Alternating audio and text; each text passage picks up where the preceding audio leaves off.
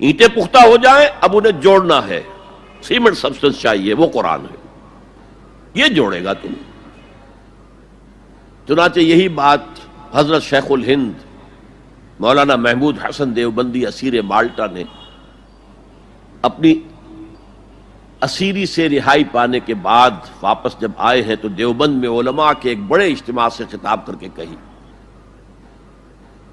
مولانا مفتی محمد شفیع رحمت اللہ علیہ وہ خود موجود تھے اس میں، بڑے بڑے علماء، مولانا حسین احمد مدنی رحمت اللہ علیہ، شبیر احمد عثمانی رحمت اللہ علیہ، مولانا اشرف علی تھانوی رحمت اللہ علیہ، مولانا انور شاہ کشمیری رحمت، بڑا مجمع، اور کہا حضرت شیخ الہند نے ہم نے تو اپنی اسیری کے 4 سالوں کے دوران جتنا غور کیا تو ہماری اس وقت کی امت کی زبوں حالی کے 2 سبب سامنے آئے۔ مولانا مفتی شفیع لکھتے ہیں ان کی کتاب وحدت امت کے نام سے، کہتے ہیں کہ پورا مجمع ہمہ تن گوش ہو گیا کہ یہ شیخ الشیوخ استاد العلماء عمر کے اس آخری درجے میں اس حد پر آ کر اب نیا سبق کون سا سیکھ کر آیا ہے؟ تاکہ ہمیں تو اس کے 2 سبب معلوم ہوئے، ایک ہمارا قرآن کو ترک کر دینا، لفظ نوٹ کیے، ترک کر دینا، اور دوسرا ہمارے آپس کے اختلافات۔ چنانچہ میں تو یہی فیصلہ کر کے آیا ہوں کہ اب زندگی جتنی باقی ہے 2 ہی کاموں میں لگاؤں گا، ایک تو یہ کہ ناظرہ قرآن پڑھنے کے مکتب گلی گلی کھل جائیں اور عوامی درس قرآن کے ذریعے قرآن کے پیغام اور قرآن کے حکمت سے لوگوں کو روشناس کرایا جائے۔ عوامی درس قرآن کا لفظ استعمال کر رہا ہے شیخ الہند، جنہیں میں 14ویں صدی کا مجدد اعظم سمجھتا ہوں۔ اور نمبر 2 یہ کہ آپس کے اختلافات کو حوالہ دی جائے۔ یہ واقعہ کوٹ کر کے مفتی محمد شفیع صاحب لکھتے ہیں کہ حضرت شیخ نے جو 2 باتیں کہیں اصل میں وہ ایک ہی ہے۔ ہمارے باہمی اختلافات بھی تو اسی وجہ سے ہیں کہ ہم نے قرآن کو ترک کر دیا ہے۔ بتائیے شیخ الہند نے کیسے ترک کیا قرآن؟ مولانا مدنی نے کیسے ترک کر دیا قرآن؟ کیا مطلب اس ترک کرنے کا؟ حال تو یہ ہے کہ مولانا مدنی رحمت اللہ علیہ، حالانکہ وہ تو گرفتار نہیں ہوئے تھے، وہ تو والنٹریلی اپنے شیخ کی خدمت کے لیے گئے ہیں ساتھ،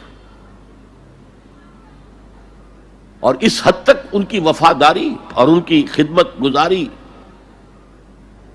کہ رمضان کا مہینہ آیا تو حضرت شیخ الہند نے حسرت کے ساتھ کہا زندگی میں یہ پہلا رمضان ہوگا کہ تراویح میں قرآن نہیں سن سکیں گے، اس لیے کہ نہ شیخ الہند حافظ تھے، نہ مولانا مدنی حافظ تھے، اور تیسرے ان کے ساتھ ایک اور تھے، ان کا میں نام بھول رہا ہوں، وہ سرحد کے پٹھانوں میں سے تھے،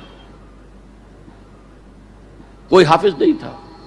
اب آپ غور کیجئے، استاد اور اپنے شیخ کی اس حسرت کو دور کرنے کے لیے مولانا مدنی روزانہ 1 پارہ حفظ کرتے تھے اور رات کو تراویح میں سناتے تھے، روزانہ 1 پارہ۔ اور یہ انہونی بات نہیں ہے، جب ساری زندگی قرآن ہی سے شغف رہا ہے تو وہ ہے تو صحیح ذہن میں، اب صرف ان کے لنکس ملانے ہیں آپس میں، اور کیا ہے؟ اصل میں قرآن کو ترک کرنے کا مطلب کیا ہے؟ وہ اصل میں ایک اور بہت بڑے عالم دین کی بات سنیے آپ، مولانا سید انور شاہ کشمیری رحمت اللہ علیہ، جو دیوبند سے آ کر آپ کے قریب میں ڈابھیل میں انہوں نے مدرسہ قائم کیا تھا۔ وہ ایک مرتبہ قادیان میں ایک جلسہ علماء کیا کرتے تھے ہر سال رد قادیانیت کے لیے، تو ایک سال اسی طرح وہاں علماء جمع تھے۔ اب جس نے یہ واقعہ بیان کیا ہے اس کا نام میرے ذہن میں اس وقت نہیں ہے، کہ میں صبح مولانا انور شاہ کشمیری رحمت اللہ علیہ کی خدمت میں حاضر ہوا تو دیکھا کہ غم کی تصویر بنے بیٹھے ہیں، بہت اداس، غمگین۔ میں نے پوچھا حضرت کیا معاملہ ہے، کوئی خاص سبب ہے؟ فرمایا بھائی کیا سبب ہے، یہ سوچ رہا ہوں کہ اپنی زندگی عمر ضائع کر دی۔ میں نے کہا حضرت آپ نے زندگی ضائع کر دی، عمر ضائع کر دی؟ آپ نے علم، بیہقی وقت کہلاتے ہیں انور شاہ کشمیری، جیسے امام بیہقی تھے، محدث اور فقیہ دونوں اعتبارات سے بلند، تو آپ نے پڑھنے پڑھانے میں، سیکھنے سکھانے میں ساری عمر گزار دی، تو آپ کی زندگی ضائع کیسے؟ کہنے لگے ہم نے سارا زور اسی پر رکھا کہ ثابت کر دیں کہ شافعی کی رائے صحیح نہیں ہے، ہماری رائے صحیح ہے، اسی کے لیے دلائل، اسی کے لیے بحثیں، اسی کے لیے لمبی چوڑی جو ہے ہمارے ہاں نشستیں منعقد ہوئیں مدارس کے اندر. حالانکہ اللہ کے ہاں یہ ہم سے سوال نہیں ہوگا. گمراہیاں طرح طرح کی پھیل رہی ہیں اور ہم ان بحثوں میں لگے ہوئے. حالانکہ زیادہ سے زیادہ یہ کہا جا سکتا ہے کہ قول اصحابنا ثواب محتمل الخطا، اور جو قول دوسروں کا ہے وہ خطا ہے محتمل الثواب. زیادہ سے زیادہ یہ کہہ سکتے ہیں ہم کہ ہمارے جو اسلاف ہیں، ہمارے جو اساتذہ ہیں، ان کا قول صحیح ہے اگرچہ اس کے خطا ہونے کا بھی امکان ہے. ہم یہ نہیں کہہ سکتے کہ اس کے غلط ہونے کا کوئی امکان ہی نہیں، معصوم تو وہ نہیں تھے. اور قولہم، ان کا جو ہمارے سامنے ہے مد مقابل ہے، اور وہ شافعی ہیں. اصل تو جو ٹکراؤ تھا وہ فقہ حنفی اور فقہ شافعی کے مابین تھا. ہم صرف یہ کہہ سکتے ہیں کہ ان کا یہ قول خطا ہے، غلطی ہے، اگرچہ احتمال موجود ہے کہ وہی صحیح ہو. اس کے سوا تو ہم کچھ نہیں کہہ سکتے. اور ہم نے اپنی ساری زندگی اس کام میں لگا دی. لیکن میں کہہ نہیں سکتا اس پر کتنے رنج اور صدمے کا اظہار کروں کہ مجدد وقت شیخ الہند رحمۃ اللہ علیہ اور بیہقی وقت مولانا انور شاہ کاشمیری رحمۃ اللہ علیہ، ان کی ان باتوں کا کوئی اثر ان کے شاگردوں نے قبول نہیں کیا. وہی روش ہے، وہی فقہی بحثیں ہیں. جب میں نے پاکستان میں تحریک خلافت کا آغاز کیا، کچھ احادیث بیان کی، اچھے علماء نے کہا کہ ڈاکٹر صاحب ہم نے تو یہ حدیثیں پہلی مرتبہ آپ سے سنی.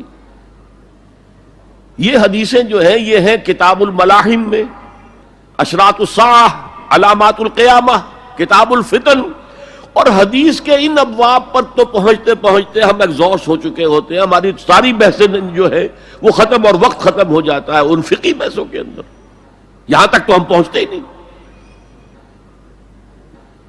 بہرحال دوسرا نقطہ جیسا کہ میں نے عرض کیا، پہلا اینٹیں پکاؤ، مضبوط کرو. یا ایھا الذین آمنوا اتقوا اللہ حق تقاتہ ولا تموتن الا وانتم مسلمون. اور دوسرا ان کو جوڑنے کے لیے قرآن کو ایز اے سیمنٹ سبسٹنس استعمال کرو.